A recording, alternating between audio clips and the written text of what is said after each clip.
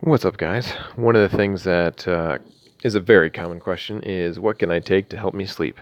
So that can have such a broad range. I'm going to try and narrow it down to the top three that I usually suggest for supplements, and then I've got a lot of honorable mentions.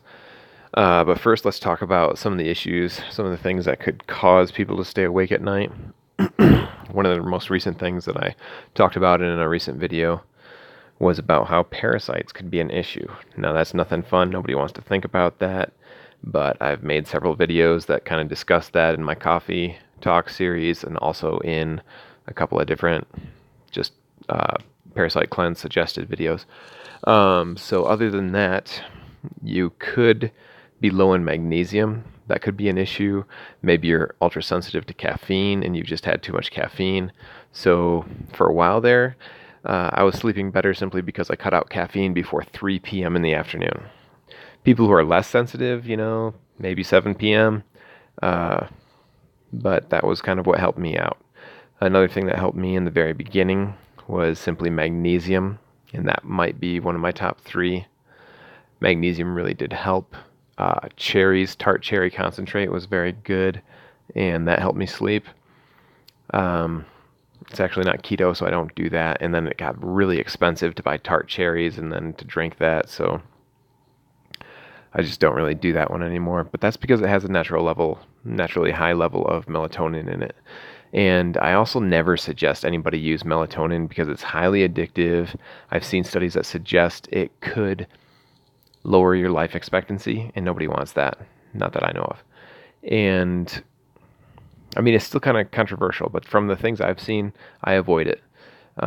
It could be beneficial if you're changing shifts from like a third shift to a first shift. That could be beneficial. Or if you're jet lagged and traveling to another country, then it could be beneficial, but only for a very short term period, like a week maybe.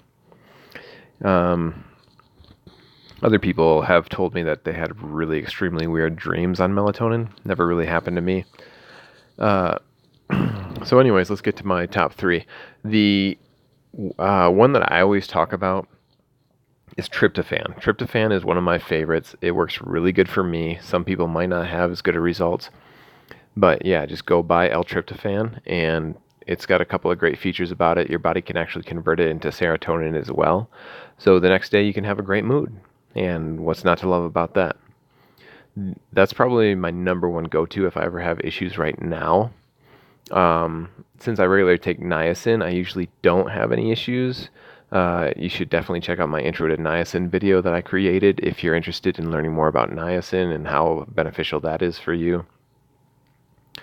And after tryptophan, I would probably suggest lemon balm. That's a natural herb that can really help somebody sleep. And lemon balm has been known for its relaxing effects.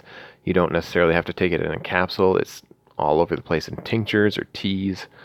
And yeah, I think the third one that I would definitely suggest is for people to start taking more magnesium.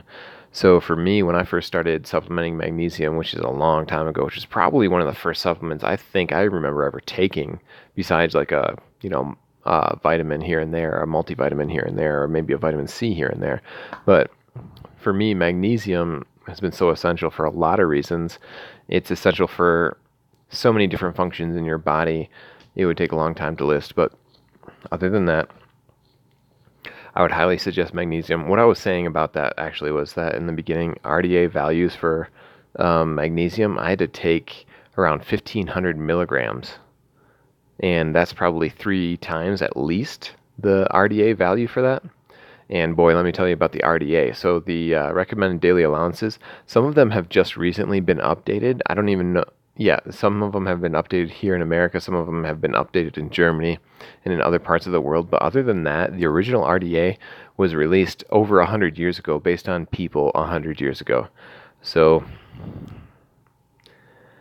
and that was for a healthy individual too, not to mention. So yeah, that's my top three. I've got a lot of honorable mentions as well. You could just get some sleepy time tea. I found also that if I didn't drink any fluids about an hour or 2 hours before bedtime, that really helped me fall asleep, stay asleep. There's a lot of sleep formulas that are out there. I usually don't suggest them because a lot of people experience extreme hangover and like sometimes can't even wake up in the morning when they take some of these sleep formulas. So there's other ones out there too, like valerian. I never enjoyed taking valerian. I tried that a long time ago, and the more I researched it, I found out it works the most beneficial for anybody after they've been taking it consistently for 30 days. And for me, just taking it here and there and for a while, it actually gave me headaches. So there was no way I was going to be able to stick with valerian for 30 days. I'm not really sure why that was or anything. Other honorable mentions that come to mind, Kava. Kava is amazing. Make sure you buy it online from like a really good source. Because like a lot of the ones sold in stores are just kind of crappy and you do not get anything of the experience that true Kava gives you. Like you could do more research on the Kava. There's actually this place called the Ohana Kava Bar here. There's a company online that sells a lot of good Kava. I could leave a link in the description. That's always been really relaxing.